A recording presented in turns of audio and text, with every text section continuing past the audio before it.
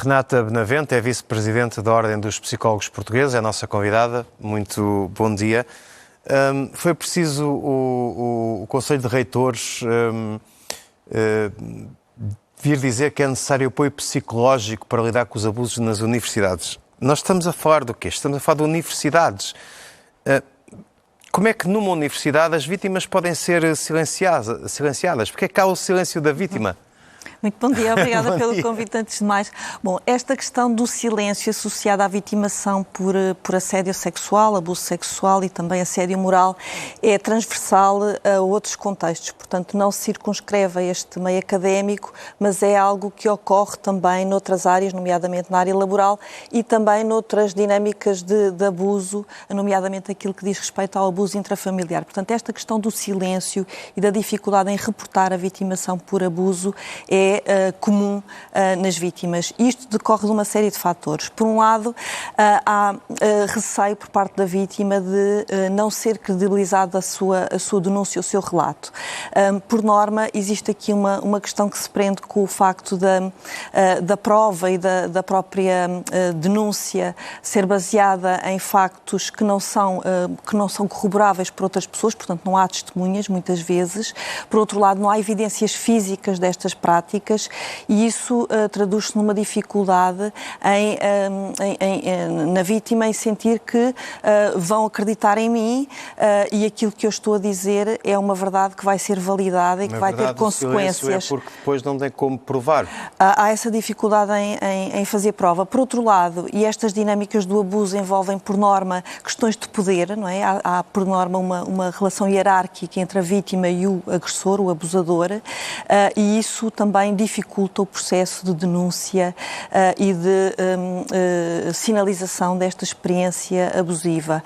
Há também outra questão que é complexa, que se prende com a crença ou a perspectiva de que a própria vítima, isto tem a ver com a própria dinâmica do abuso, que possa ser responsável por aquilo que lhe aconteceu, que é algo, sim, essa ideia de que eventualmente, senão vou ser crucificado, estou a ironizar, exatamente, claro. que não é de todo aquilo que acontece, mas muitas vezes há essa convicção, será que eu fui responsável por aquilo que aconteceu? Será que eu dei sinais que foram interpretados como um interesse pela outra parte e isso desencadeou o comportamento de assédio ou abusivo? Portanto, há muitas vezes nas vítimas esta dúvida, e isto tem a ver também com a forma como o próprio agressor, o abusador, atua, não é? No sentido de a condicionar nessa situação.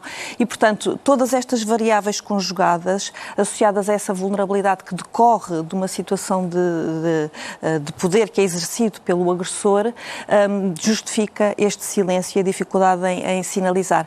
É muito interessante observarmos, isso tem sido recorrente, nomeadamente no caso Me Too, que quando há alguém que assume esta experiência, isso contribui para que outras vítimas que experienciaram situações semelhantes venham também denunciar. Portanto, há este movimento de, ok, aquela pessoa denunciou, eu passei pela mesma situação e, portanto, também me sinto, no fundo, validada para poder denunciar uma situação que eu própria vivi e, portanto, observamos este momento de bola de neve, no fundo, em que as pessoas conseguem ganhar também, no fundo, este empoderamento para reportar estas situações, muitas vezes já vividas há muitos anos, não é? E depois coloca-se do ponto de vista legal a questão da prescrição dos crimes, enfim, aliás, o que está também pensado e defendido por muitas pessoas é que o prazo para a denúncia seja alargado, precisamente reconhecendo estas dificuldades que existem no processo de denúncia, que tem a ver com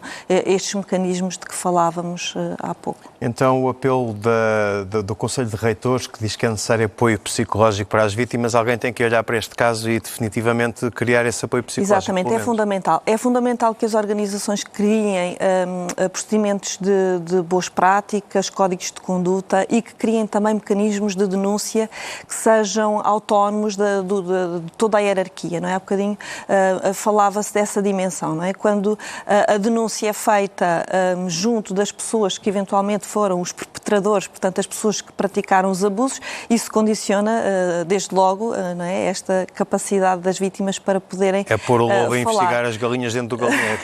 Sim, portanto, temos que criar mecanismos autónomos autónomos, independentes, reconhecidamente idóneos, para que as pessoas possam, de facto, sentir-se confortáveis neste processo de denúncia.